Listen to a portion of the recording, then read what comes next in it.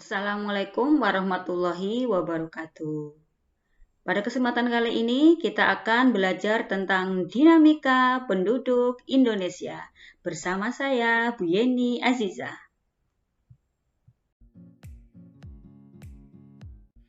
Dinamika penduduk Indonesia. Dinamika penduduk adalah perubahan jumlah penduduk pada suatu wilayah yang disebabkan oleh 3 faktor, yaitu kelahiran atau natalitas, kematian atau mortalitas, dan perpindahan atau migrasi. Agar kalian mudah memahami pembahasan tentang dinamika penduduk Indonesia, kalian harus memahami istilah-istilah dalam dinamika kependudukan. Kamu harus memahami tentang 1. Jumlah penduduk, 2. Pertumbuhan penduduk, 3. Komposisi penduduk, 4. Piramida penduduk, 5. Kuantitas penduduk, dan 6. Kualitas penduduk. Lalu, berapakah jumlah penduduk Indonesia?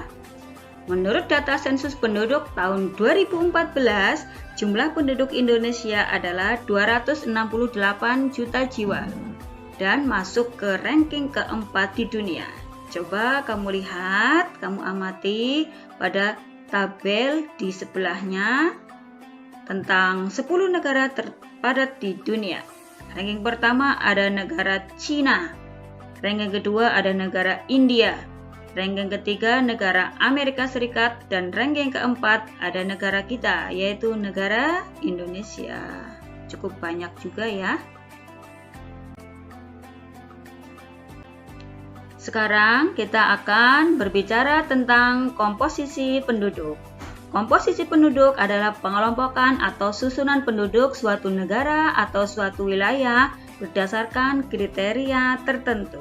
Contohnya di sini kita akan menggunakan kriteria umur dan jenis kelamin.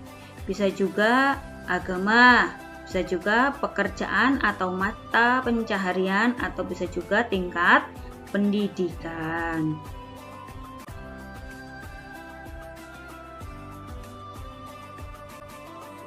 Kita simak satu persatu tentang komposisi penduduk berdasarkan kriteria yang sudah saya sebutkan tadi.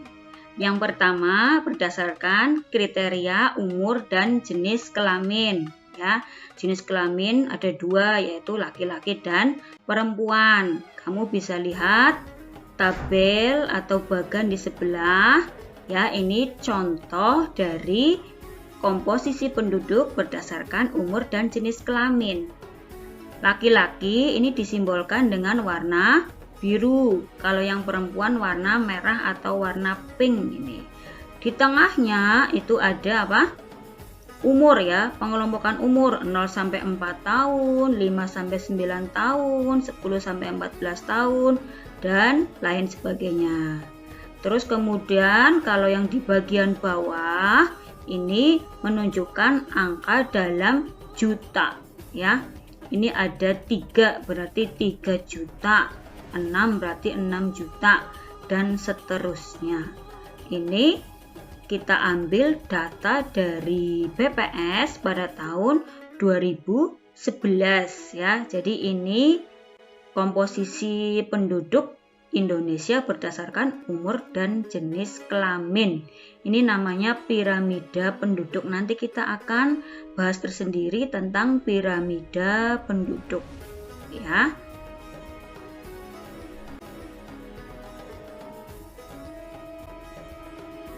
Sekarang kita akan melihat komposisi penduduk berdasarkan tingkat pendidikan. Di sebelah sudah saya sajikan diagram komposisi penduduk berdasarkan pendidikan di Indonesia.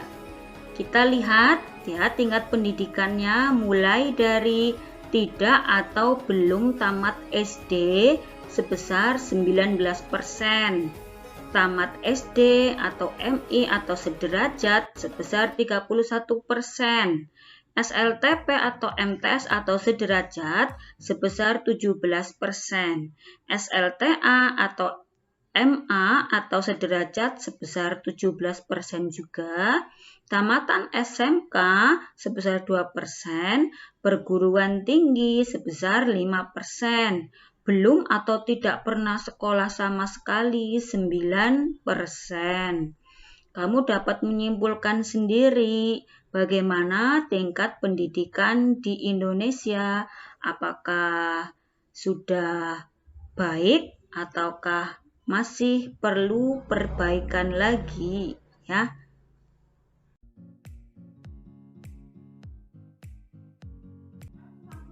Sekarang kita akan melihat komposisi penduduk berdasarkan pekerjaan atau mata pencaharian.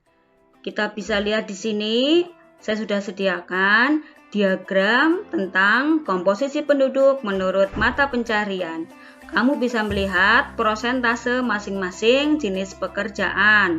Misalnya, PNS 4,7%, ABRI itu polisi dan tentara itu 3%, sektor swasta 62,4%, wira swasta 28,1%.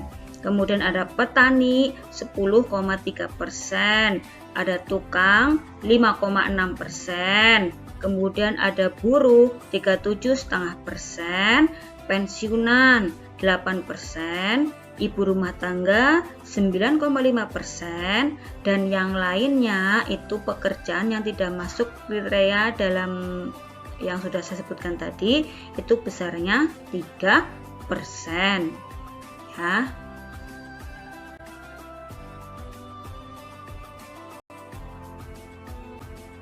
Sekarang komposisi penduduk berdasarkan agama. Kamu bisa melihat di sini diagram komposisi penduduk Indonesia berdasarkan agama. Agama Islam menempati agama mayoritas sebesar 87%.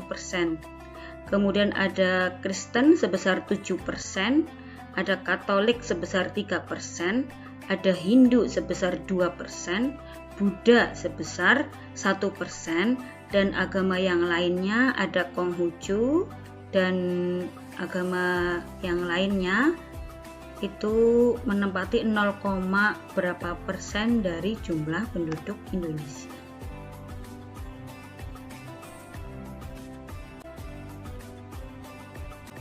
Sekarang kita akan membahas piramida penduduk. Ini penjelasannya agak panjang, jadi saya mohon untuk diamati dengan sebaik-baiknya.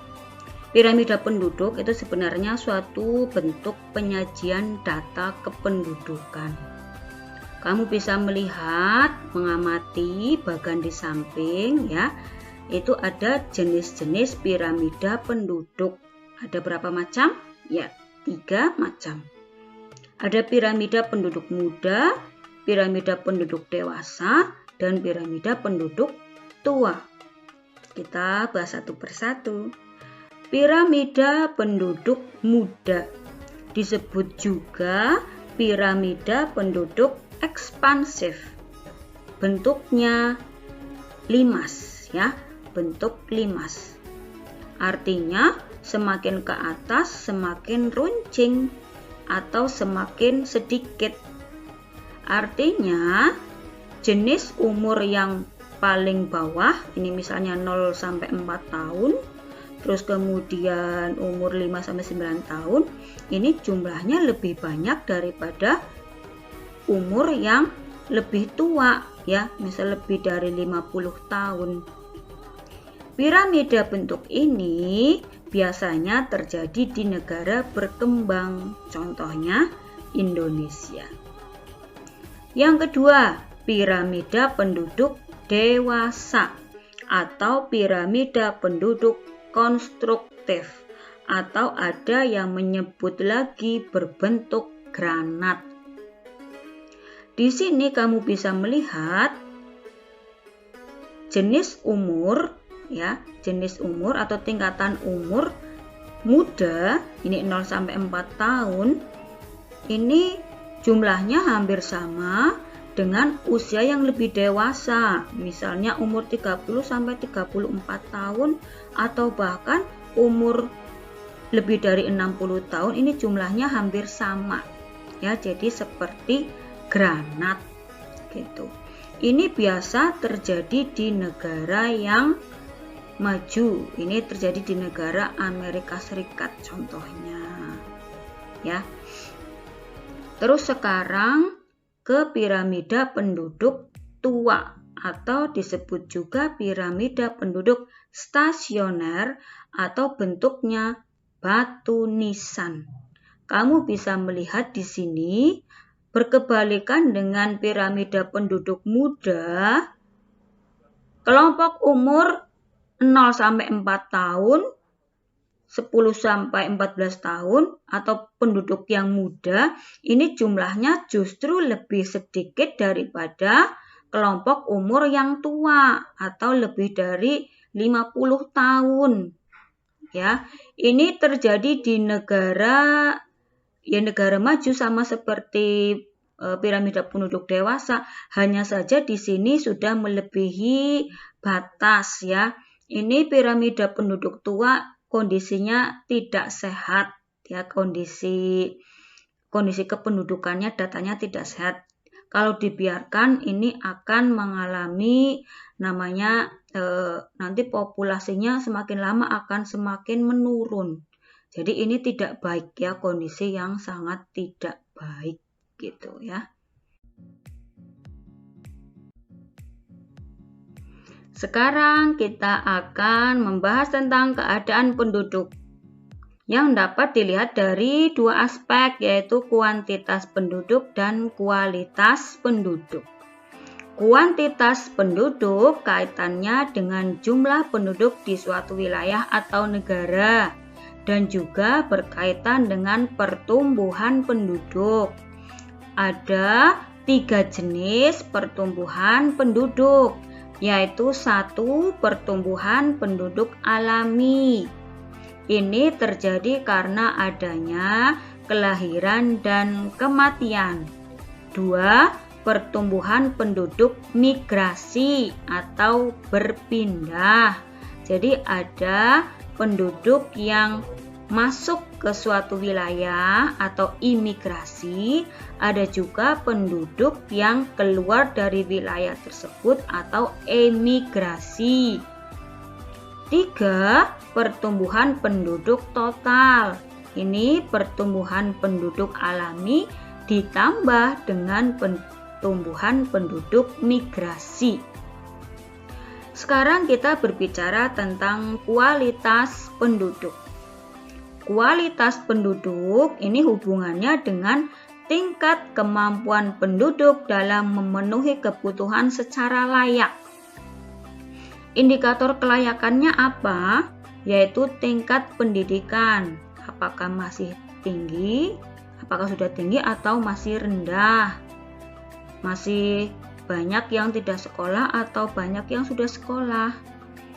Dari sisi kesehatan, kemudian dari sisi pendapatan. Pendapatan itu uang yang dipunyai oleh penduduk tersebut untuk memenuhi kebutuhan.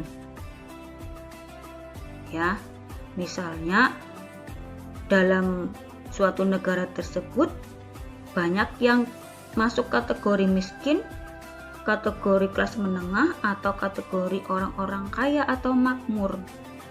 Ya, itu jadi salah satu indikator kualitas penduduk. Paham ya?